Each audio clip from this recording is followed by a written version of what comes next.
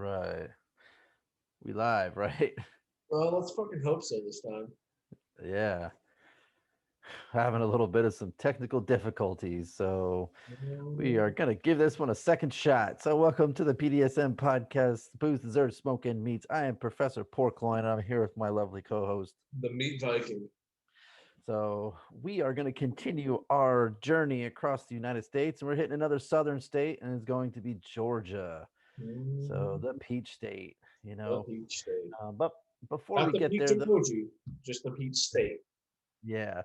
So before we get there, though, we got to talk about what would be the safe word. And you have our safe word, don't you? Yep. And it's kind of a play on some geography here. It'll make sense a little later in the podcast. But for right now, just note the safe word is Russia. Russia. Yes. That's pretty funny. Yeah, that will definitely come in for later. Mm, Um, but what do you got in the cup?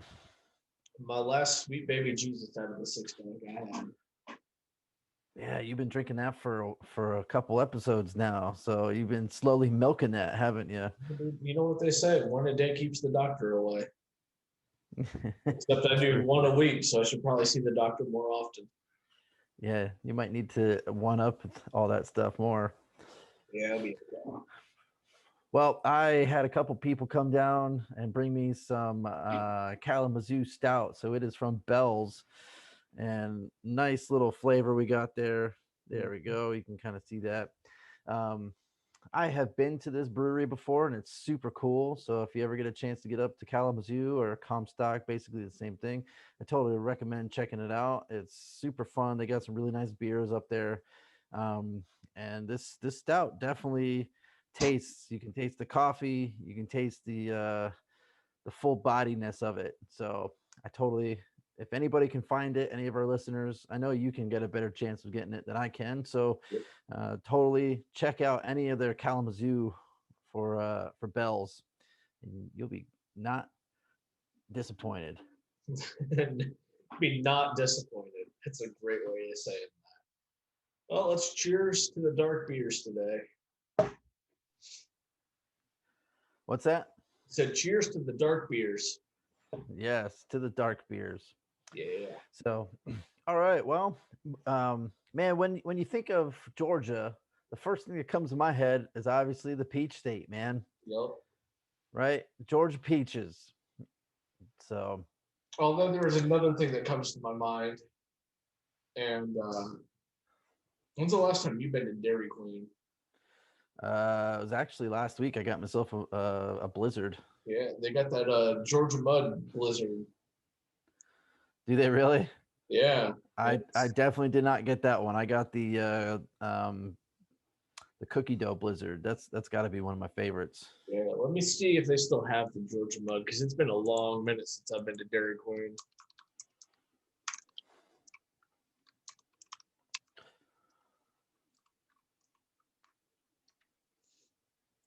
Georgia mud fudge is what it's called.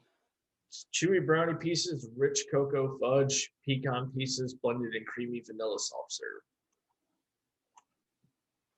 Pretty good. Okay, interesting. Yeah. Well, I think of peaches. So, That's fair.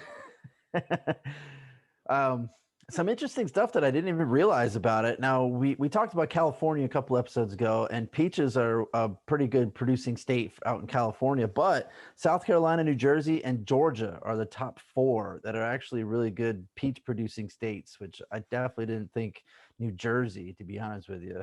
Right. Um, but apparently it is. And that actually the peach is a member of the rose family. What? Yeah, I didn't even know that, but it's a member of the rose family. Hmm. So I guess it's got to be the way that it blooms. I have no idea, but you know what? I'll trust the people that say this and the research that I found. So by all means, it's part of the rose family. It's like it's got my mind blown a little bit. And it's like something that you don't think would make sense. So one of the other things that I found too is that peaches originally came from China. So that's, you know, okay, I can see that. And it's because they were traded along Silk Road and they made their way to Europe before coming into the groves of America. So if you look at the encyclopedia, or according to the Georgia history, is that the Franciscan monks actually introduced peaches to St. Simon's and Cumberland Islands, which is along the Georgia coast, back in 1571. Wow. So it's definitely, I can't believe that's even part of that. And think about it, it's definitely one of their best fruits, Oh one of yeah. their citruses. So other countries, I mean, that's kind of where we got a lot of our stuff anyway. It's from other countries, and it just so happened to be we had a great fertile ground to grow whatever it was. So hmm And it's like, now granted, American history isn't like the best taught thing. And so you would never know unless you did your research or you had like a teacher who was more into like world history that peaches came here and weren't, just put on the land of Georgia for the rest of the United States to have. So one of the other things I found too is that the world's largest peach cobbler, because obviously you got to have peach cobbler because that's a big fruit for the state that you're growing in. They have a Georgia Peach Festival, and the damn thing is freaking 11 by 5 feet and about 8 inches deep. That's a huge ass peach cobbler, man. Bruh, like, that's not a They peach do it every cobbler. year. Yeah, That, they do it every year at this peach festival. that is a peach girlfriend.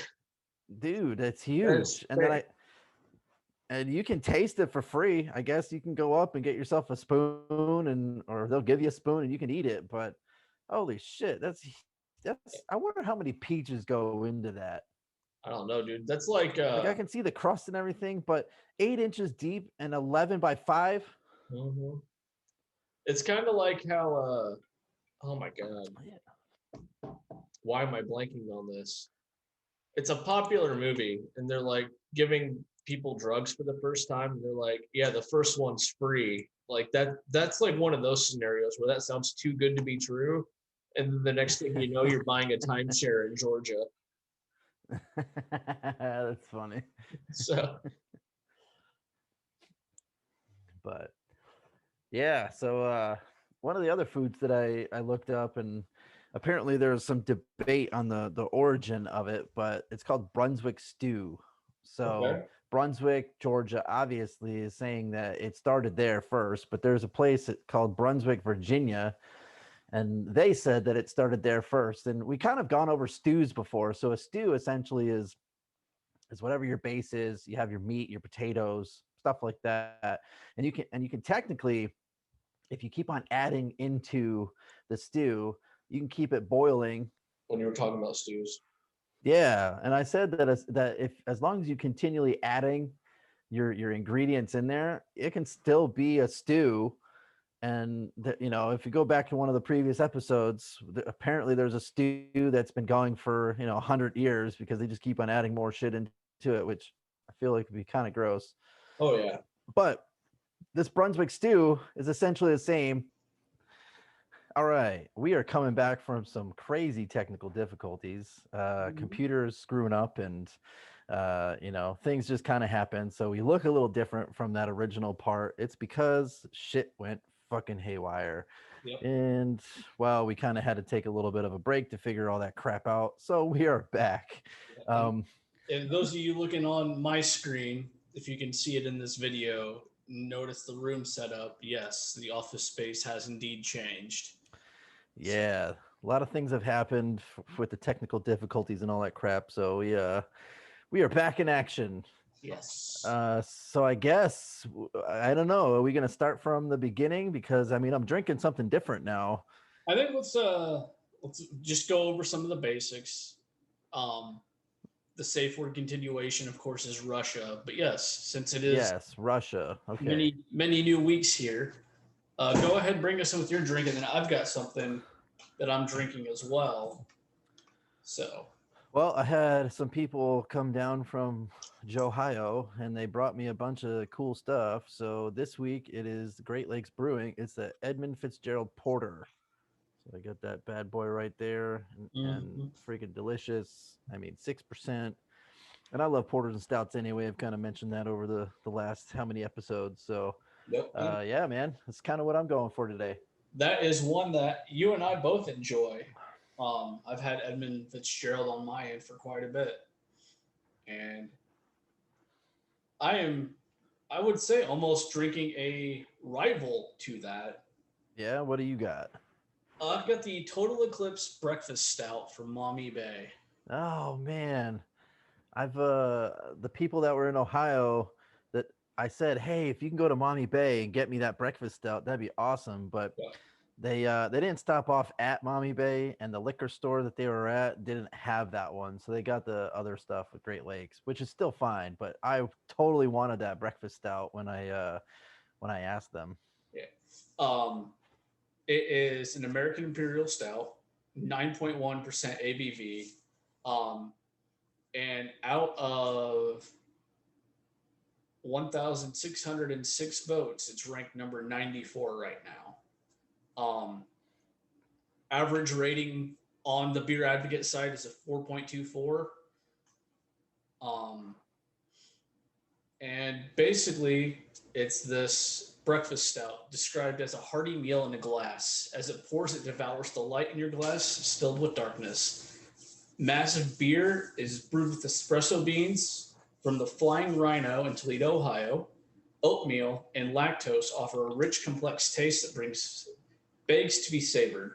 With a smooth carbonation and luscious roasted malt flavor, you will fade to black as you slowly sip this finely crafted brew.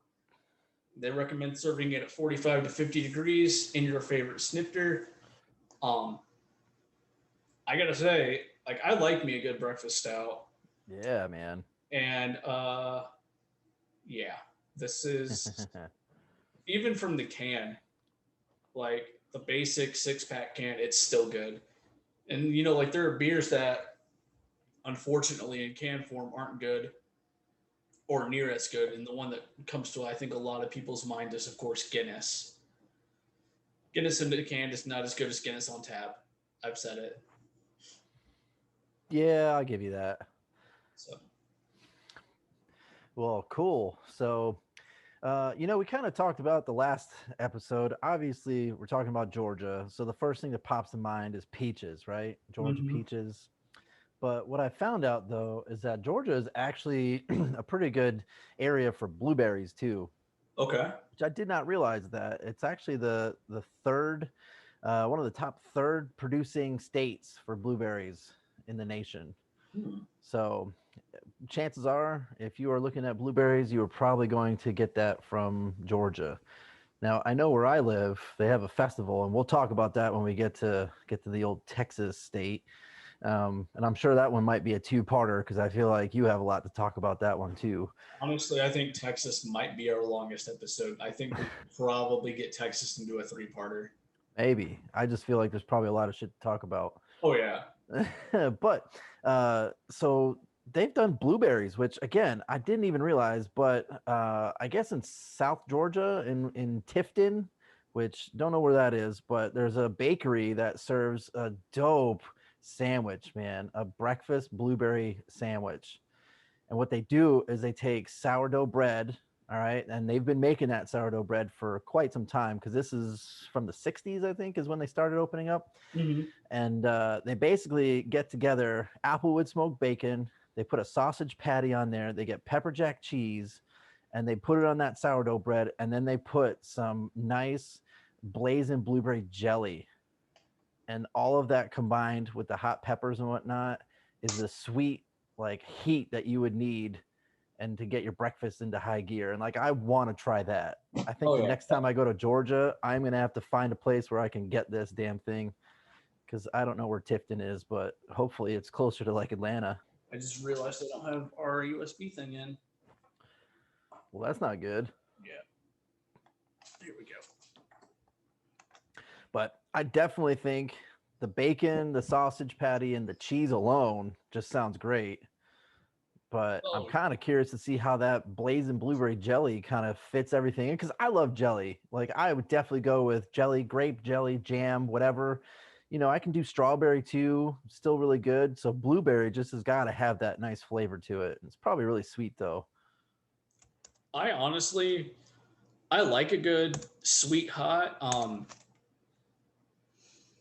I believe at one point I had a jam or a jelly that came from Hawaii that was like a mango habanero jelly. Yeah. And I was doing that on egg sandwiches for a while. And I'll tell you what, that was some good. Yeah. I would be with you on wanting to try that. Something about like that hearty breakfast. Well, I love breakfast anyway, so I mean, I'd probably even throw a side of eggs or something on it if you could. Oh yeah. Okay. You know, not have it on the sandwich, probably because of the jelly, or even have it on the sandwich. I don't know. It's all going to the same spot. It probably Yeah. tastes pretty good either way. You know, like I honestly just made egg sandwiches 3 or 4 days ago, and you make me want to go make an egg sandwich right now. That's how much I love Well, breakfast sandwiches. how do you do your eggs then? I know this isn't getting that much off topic because we're still talking about Georgia, but I figured it's breakfast sandwiches. We're kind of talking about it anyway. How do you do your eggs? Do you do them over hard? Do you scramble them? Do you make them nice and runny or what? I do about like an over medium. As you can see, beard and egg yolk don't mix. So I do like that perfect over medium because I want a little bit of that yolk, but I don't want it like pure hard. You know what I mean? Yeah. I've done scrambled eggs too, but for me, it's kind of like not the same. You know what I mean? Yeah. You almost get more mess when you do a scrambled egg sandwich. Yeah, but did you ever try the omelet way? Did you ever see those videos where you basically scramble your eggs up like an omelet, right? You put it into the pan, you throw in your 2 pieces of bread, and then when it cooks up, you flip the bread, like you flip the whole entire thing so that the bottom part of the bread gets toasted. Then you put your cheese and all that other shit, and all you have to do is just fold it in. You got yourself a breakfast sandwich that way. I want to give that one a try. That I might have to try. Yeah, there's videos online on how to do it. It's super easy. I know I saw, speaking of omelets, I want to say it's like a Japanese style omelet. Where the tornado one? Yeah. Yeah, I've seen that. That's nifty. So, yeah, so moving along with breakfast, obviously one of the other things that you hear when you think of Georgia is Coca-Cola, man. Now, right? See, this one I didn't think of, but you have proven me wrong. I mean, I don't know how you couldn't think of it. Coca-Cola is just synonymous with Atlanta, you know? I've never been to Atlanta, so that's why. Hot Atlanta. I mean, it's Atlanta. Yeah. I mean, Coca-Cola has been around for a long time. I guess the history of it, and I know that this has got some truth into it, but the original Coca-Cola used to have cocaine in it. Yeah. I could imagine taking that. Just, you know what? Let's just even say that it has the same carbonation, right? You pop that bad boy open or you flip that old school bottle, you know, it's not even a can, it's in a bottle back then. You just freaking chug a little bit. I mean, there's enough sugar in that thing anyway. If you can add the cocaine to it, right? I feel like you just speed through your day and not even care. Well, I wonder if back in the day they had the sugar in there, but not near as much. The cocaine was kind of the substitute. You know what? You're probably right, because I know that back then they used the regular cane sugar, right? Mm-hmm. So, it probably wasn't anything like it is today, you know. But what I didn't know about this guy, though, is that the one that originally started it, the creator, was John Pemberton, and he was actually a wounded Civil War vet, and he was addicted to morphine. So I could totally see where that whole thing comes into play. He had a medical degree, so I mean, that's probably a reason why he wound up freaking going nuts and basically putting that into his own thing. It's probably easier for him to just say, okay, I'm going to put some of this shit into this drink just so I can say that I'm going to drink it instead of, you know, just doing regular morphine. Right. So I just pulled up a quick Google search, and in the original Coke recipe, the cocaine in it was an extract from the cocoa leaf, as we all know. It's how you get your cocaine. If you don't, there's your lesson for you. There were apparently 39 grams of sugar in a 12-ounce. Well, that's this can. It wasn't in a can. Yeah, a bottle is usually, I think they're smaller ones. Aren't they 8 ounces or 10 ounces? Let's see.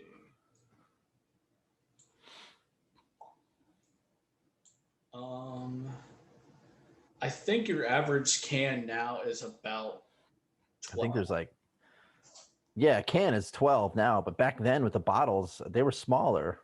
Right. I think they were bigger. No, they were smaller back then. Well, I mean, sadly, we don't have the financial burn to go to Coca-Cola and talk to them about how their recipe used to be. However,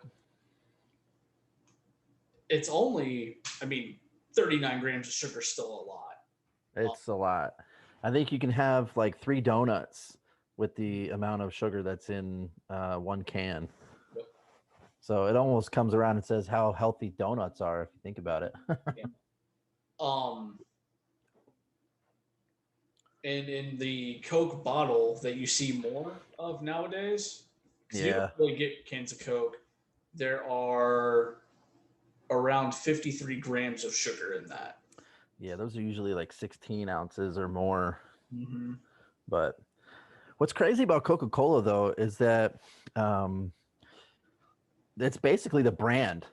Yep. You know, if you were to get the recipe right now and we were to make this recipe, Coca-Cola wouldn't even care, to be honest with you, because they have branded their beverage by, like, that's the way that they make their money. I mean, think about all the Coca-Cola shit that you see, you know, whether it's the bottles or it's those damn polar bears around the Christmas time or Santa Claus or any of the other stuff that they have marketed with it, that it wouldn't even matter if you created the exact same thing. It would be, how would you even get it to be comparable to sell? Right? Like there was a story about how Pepsi, there was a guy that got he was from Coca-Cola and he wound up getting the recipe and he went to Pepsi and he said, "Hey, I'll sell you this recipe." And Pepsi actually turned him in. They called the cops and everything. Oh, wow. Because I mean, they have their own recipe, obviously. And, you know, they probably have the same feeling, but it's the same thing. Like their recipe, Pepsi, right? Like they have marketed enough that it doesn't matter what you have, you ain't beating Pepsi, or you're not going to beat Coke either, especially in the South. Mm-hmm. So I find that kind of cool to think about, that Coca-Cola has basically run up, not a monopoly, but they've run such a great product. And you can, whether say you like Coke or not, I mean, I can taste the difference between the two, Coke and Pepsi. Pepsi's a little bit sweeter to me. But I definitely know. But oh man, when I was serving, I always hated people that were like, "Oh, we got Coke. Well, we only have Pepsi." Nah, I ain't doing any of that stuff. It's like, all right, I totally get it, but that they're just so great with marketing. So it'd be crazy to even get into the market to say, "Hey, I have this recipe, and it's the same thing as Coca-Cola," but no one's gonna believe me, right? No, that's true, but to get on your marketing campaign here, I saw this as a meme the other day, and it was 2 cans of different kinds of root beer. And it's like, these absolute units of legends don't even need to market. That's how good their damn product is. And when I say root beer to you, I'm sure there's like 1 or 2 brands that come to mind. Oh man, A&W is one and Barks is the other. Those were the exact ones that showed up in the meme. Yeah, those are like the 2. Now, obviously, I remember others. Oh yeah, you know, there are other brands, but some like Birch beer and whatnot. But the marketing for those 2 have made it so that when someone says root beer, oh, Barks has Bite, and then A&W root beer because of the freaking hot dogs. Yep. Yeah. So. I just wanted to kind of go off on that little tangent right there. Yeah, it's crazy. Again, Coca-Cola has done such an awesome job. And doesn't Coke own one of those? Oh, I'm sure. But the You know, product's so I good that you don't have to advertise for it. yeah, I think they own, let's see. I mean, they've got, let's see, Coca-Cola, they got the caffeine-free Coke. What are some other ones? They got Coke Zero with cherry, um, Coke with lime. I remember that one. Apparently there's a Coke raspberry out there, but it's only in like the UK. Um, they've got the new one now. It's the Coca-Cola orange or the orange vanilla. I don't know if you've seen those. Mm-hmm. They got the coffee drinks now. Yeah, I've had some of those. So I think even just the bottles, just the amount of Coke they have, and that whole entire theory that Coca-Cola tanked their, or no, what did they do? They brought out like a Coke fresh or some crap like that, which was like really horrible, and then they went back to their original thing just so that they can sell more and call it like original Coke. Mm-hmm. You hear that theory? I've heard that one. Um, so it turns out Mug Root Beer is owned by Pepsi, and Barks Root Beer is owned by Coca-Cola. Did the research on that one. Is A&W the same as Mug though? It is, right? No, it's Barks, I believe. No, Mug is different. Hold on. Yeah, Oh, A&W and Mug is different, aren't they? that's owned by Dr. Pepper, which is bottled and distributed by Coca-Cola. So A&W is Okay, Coca-Cola. gotcha. Yeah. Yeah, just it's crazy how Coke is a thing. Now, if you ever go to Atlanta, and any of our listeners, if you've ever been to Atlanta, I mean, it's all over the place. And the factory, like, you can get the freshest Coke you've ever had coming right from the tap. And they have shit in there that you can't get in like normal stores, which is kind of cool. Um, you remember the Coke? No, or is it Pepsi? Pepsi Clear. You remember that? Didn't Coke do the same one? I don't remember that. I remember Crystal Pepsi. That's what it was. Yeah, Maybe it I was. remember a Crystal Pepsi. Yeah, I don't know if Coke did the same thing, but um, yeah, Coke is just crazy down there. So, and one thing that actually goes great with Coke is something that you were going to talk about, right? Yes. So in some research in our off time from the technical difficulties, we ran into the fact that apparently the state crop of Georgia is the peanut. And this goes together because anybody who's lived in the South long enough has probably seen somebody drink a Coke that has peanuts in it. I don't know why this is a thing, but it's a thing and people like it. It's got to be the saltiness of the peanut and add that with the sweet of the Coke. You probably get that sweet and savory taste of it.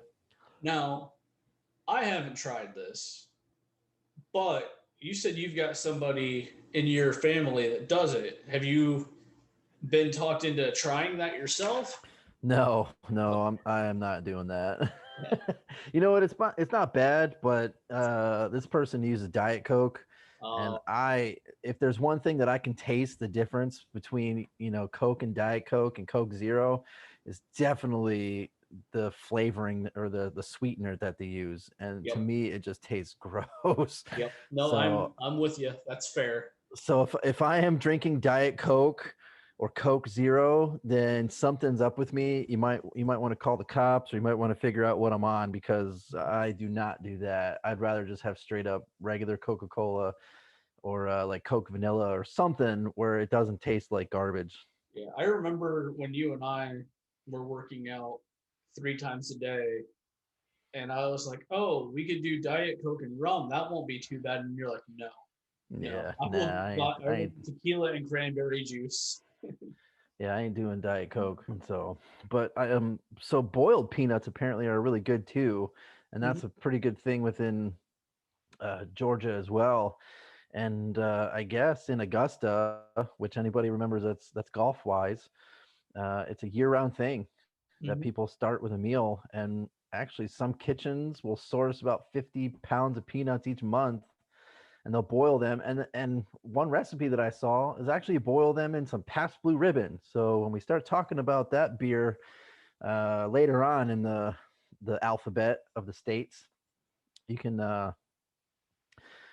we'll definitely see how that tastes. But man, I didn't think about doing that with a little secret spice blend. I would like it with like a little Cajun seasoning because I like hot peanuts. Yeah. But for those of you who caught on and you don't know, a boiled peanut is essentially a fresh peanut that's still in its shell. You just Yeah. boil it in a pot of hot or seasoned water and you serve it warm. So, that's that kind of snack, if you will. Still there, bud? Yeah, I'm still here. Okay. Another food that I haven't seen, but apparently it's homegrown in Atlanta, is pimento cheese. Oh man, pimentos. Those are pretty good, man. You've had some pimento cheese? Yeah, I've had pimento cheese. Actually, the restaurant I used to work at used to do a pimento cheese. Okay. And they would put it on bread. Yep. And it was really, really good, to be honest with you. They had some other shit in there too, but the pimentos, it was something that I never tried at the time, and I was like, man, I'm kind of happy that I did this. Right. Well, apparently, a popular thing to do is do smoked pimento cheese and deviled eggs. Okay. So that might be something to do. Smoked pimento cheese and deviled eggs. I don't know about that. Like I definitely like pimento cheese. I definitely eat deviled eggs. So maybe they go together. Well, to be fair, in this recipe, it calls for some of my favorite things, right? Hickory smoked bacon crumbled on top, scallions, and fried popcorn shrimp. Okay. So, I mean, even if I don't like the cheese, I still like the bacon and the shrimp and the scallions. True. Interesting. Well, I guess it's a Georgia thing. Enjoy. Because I don't think I have ever heard about someone doing that in the places that I have lived. Mm-hmm. So, and I guess there's some pretty bad versions of pimento cheese that people have had before. Oh no. Like I'm sure someone has probably screwed up somehow and then wind up playing it off like it's something the best thing in the world. Right. Oh, that's never happened before. Oh, excuse me. No, you're good, bud. So you got anything else to add before we move on to our beverage segment? Well, Yeah. Well, I got a couple other foods actually, though. Okay. I guess in Vidalia, Georgia. Now, if you don't know where this is going, during the Great Depression, the Vidalia onion became one of the sweet onions, and this is apparently there's an onion committee, and the Vidalia onions actually represent about 62% of all sweet onion sales. Oh wow.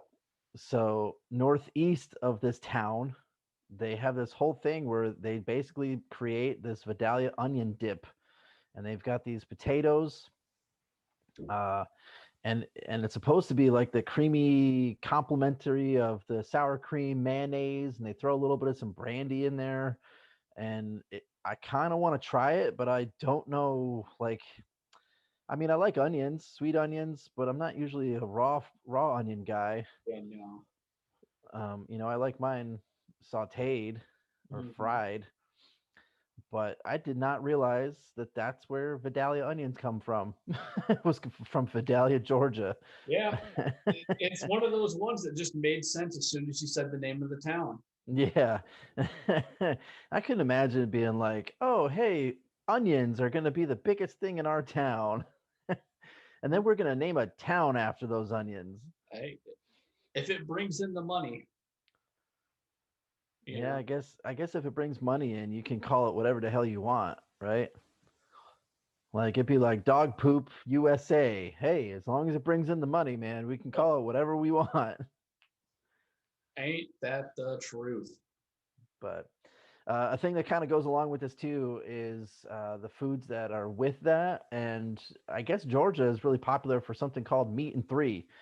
So there's plenty of places that do this, but the big one has been doing it since about 1960. It's the Macon's H&H restaurant.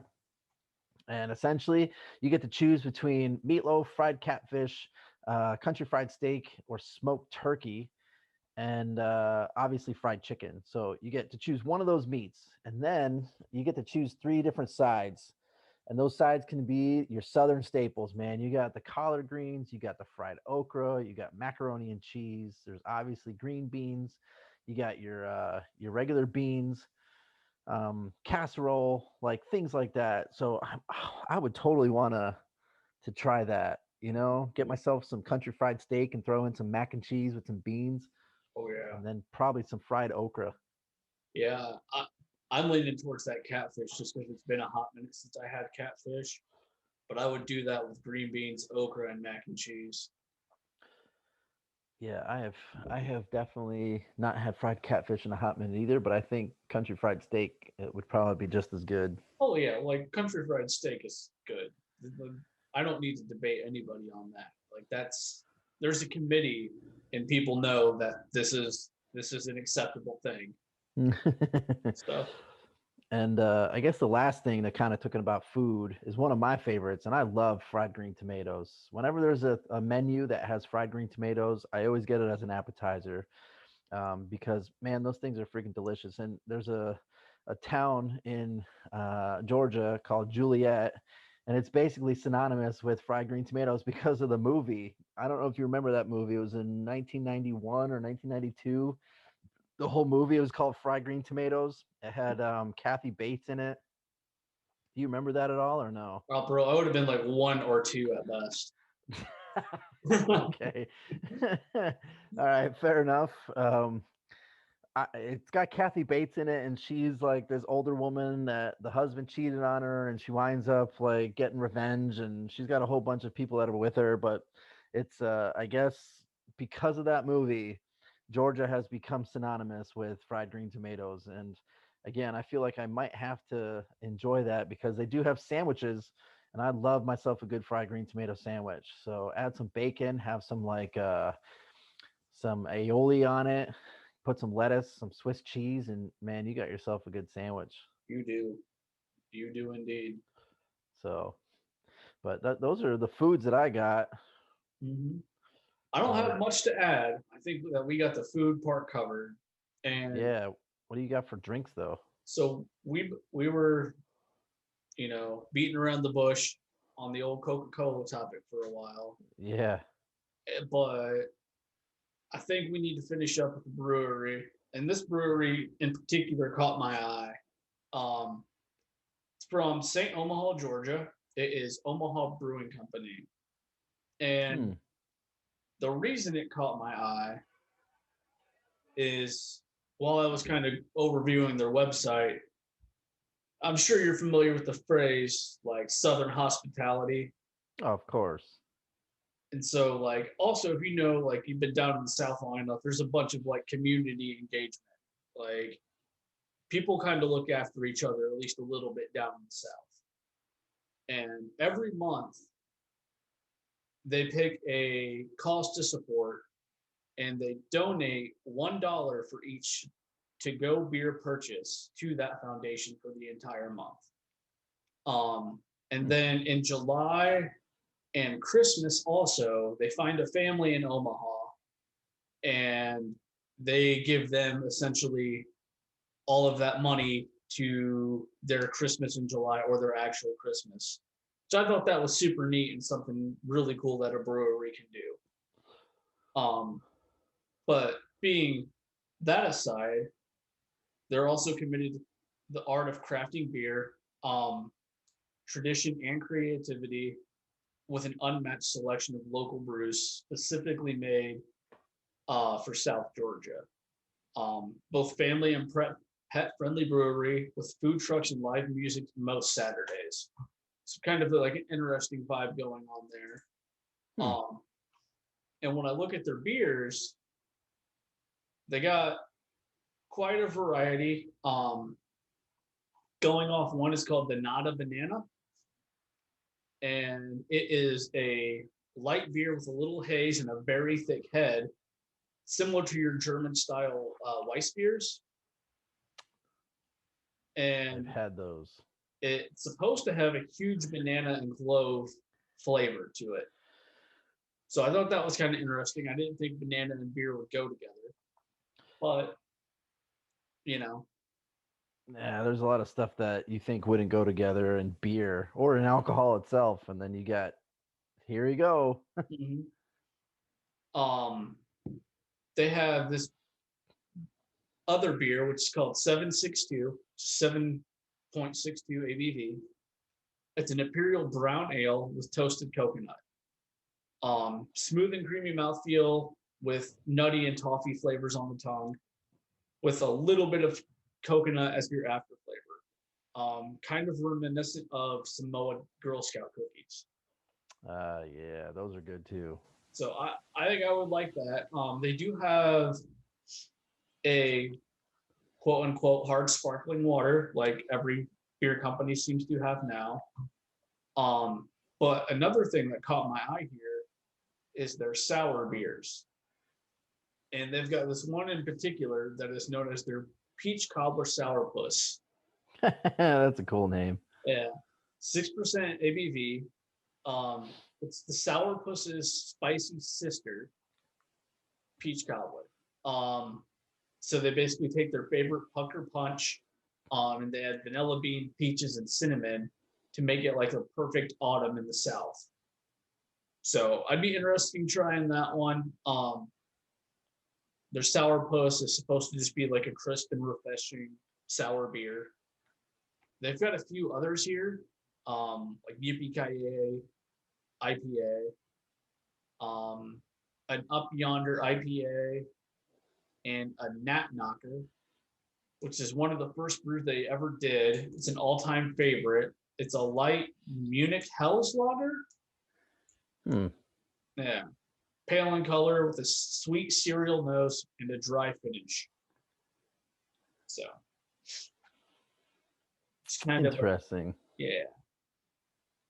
Georgia's got some cool spots, man. If I go there next time, I probably won't be in Georgia for another couple of years. Usually I go for conferences and stuff, but I don't think Atlanta is on that thing for probably another like 5 years.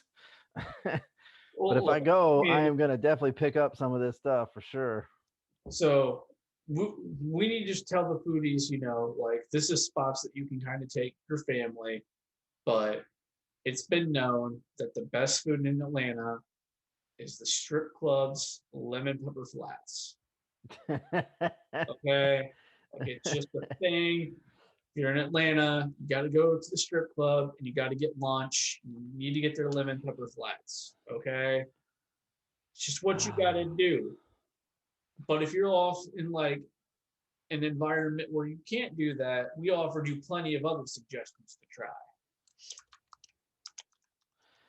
There's a Philly cheesesteak place in Atlanta that does pretty good. I don't know if it's I'm trying to think what it's called. I'm looking it up. It might be Big Dave's. It might be something else though, but Woody's. Yeah, there's a cheesesteak place that I think it's somewhere south. I can't remember. It's been a while, but I think it's called Woody's. And they have some really good stuff for cheesesteaks. If you're looking for something like that and you're from the Northeast and missing it and you're living in Atlanta, definitely check out that place. Well, I think before. Well, you got anything else, man? No, and I think before the internet gods decide to shut us down, we should probably wrap this one up. Yeah, I know, right? Yeah. We don't need to fucking do this one more time. No, dude, I do not want to deal with another editing of a corrupted file. That's a pain in the ass. So, yeah. I'll let you lead us out. All right, foodies. Well, yeah, I am Professor Porkloin, and I'm here with my co-host, the Meat Viking. And we are signing off for Georgia. So come listen to what we're going to talk about next week when we get into the next state. So enjoy. All right. Stop there.